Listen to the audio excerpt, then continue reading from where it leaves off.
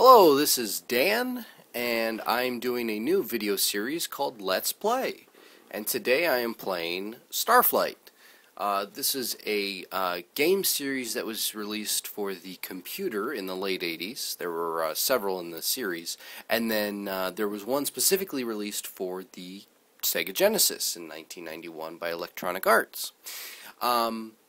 This is a phenomenal game. I loved it a lot back then, and I actually didn't realize until much later that there was a series for the computer.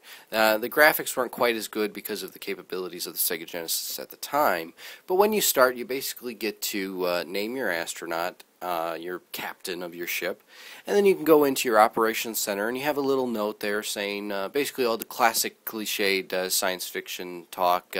You're needed to explore strange new worlds and to boldly go. Essentially what you're trying to do is find a planet like Earth, or find worlds like Earth and log them away, because the sun is going to go supernova, I believe is what the story is. And when you start the game, you can actually create and name your own crew members, and you can select from, I think, 5 different races. And then once you've assigned them to your positions throughout the ship, navigator, engineer, doctor, communications, you can go through and you can actually upgrade your ship, and you can name it, and I throw in just a rough little name here. And then you can buy new engines, you can buy new weapons, you can buy shielding, new pods, and you actually have a what's called a TV in the game, or a terrain vehicle, and you use that on the surface of planets, because as we leave the space station and we go to an overworld map, we see that we're in a solar system. And when we land on the surface of the planets, we actually get to mine them for materials, and then we can bring them back to this space station and sell them. So we bought a few cargo pods there, and those are needed to collect the material and hold it to bring back to the station. And then when we come back to the station, we go to this trade depot, and we can actually sell our bounty. And that endurium there was our fuel. We want to make sure we don't sell that. And I actually forgot you needed to assign a crew member to each position before you can leave the space station. So I go back, and I go back in, and I actually do that. But we jump ahead here, so we're not sitting around. Science, navigation, engineering, those were the other ones. But after you assign your crew members, you can actually go back and you can train them, and so that they can become better at what they do.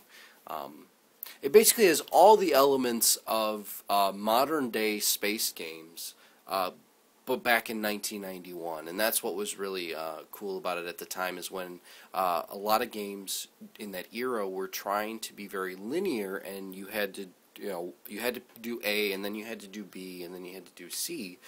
This game really encouraged you to do whatever it is you wanted to do.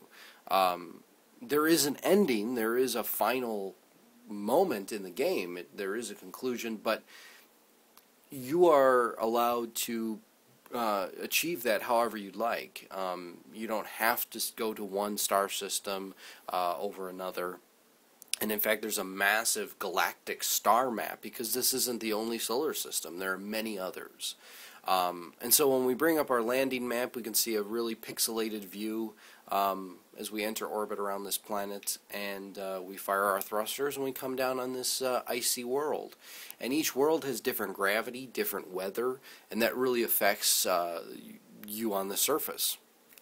And you can actually lose your ATV in lakes or oceans, or if you run out of fuel, and you have to call for a rescue, and that costs, and you end up losing everything that you had.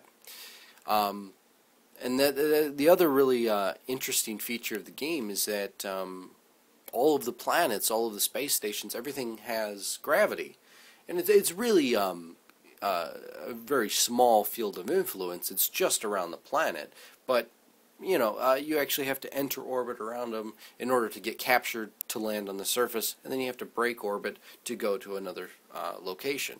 So some pretty cool features for a game that was released well over 20 years ago. So after we've mined our chromium on the surface, we used our mineral scanner. We redocked or embarked to our vehicle, and we took off the surface. And instead of going back to the space station, I decided that what we're going to do is we're going to leave the solar system. We're going to go see the galactic overview. And when we get out there, you see we've got a couple of star systems there, and it really is massive. There's hundreds of stars in this game, and eventually we run into enemy ships, and so we actually have to arm our weapons. I realize we don't have shields because I never bought them, but we arm our weapons and we fight the enemy vessel. Well, presumably it's an enemy. You actually don't get to read the alien language until you advance through the game a little bit more. But this game really is very open-ended, and there's a lot of fun to be had in it, so I suggest you check it out. Thanks for watching.